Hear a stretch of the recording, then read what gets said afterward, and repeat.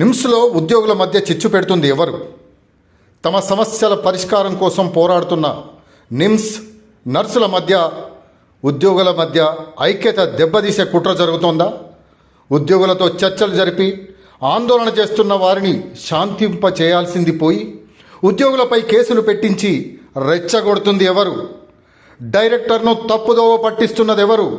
Case మీద కేసులు పెట్టించుకొని అలవాటు పడ్డ లక్ష్మీపుత్రుడు నిమ్స్ని మొత్తం నాశనం చేయడానికి కుట్ర చేస్తున్నాడా?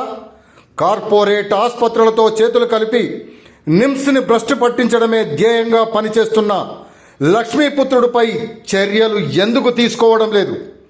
ఇక ప్రభుత్వం నిమ్స్ను పూర్తిగా వదిలేసినట్టేనా?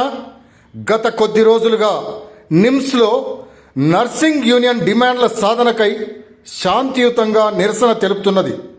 ఈ క్రమంలో నిరసన తెలుపుతున్న తరుణంలో గేటుకు తాళం వేసి శాంతియుత నిరసనను యాజమాన్యం అడ్డుకోవడం ఎంతవరకు సమంజసం?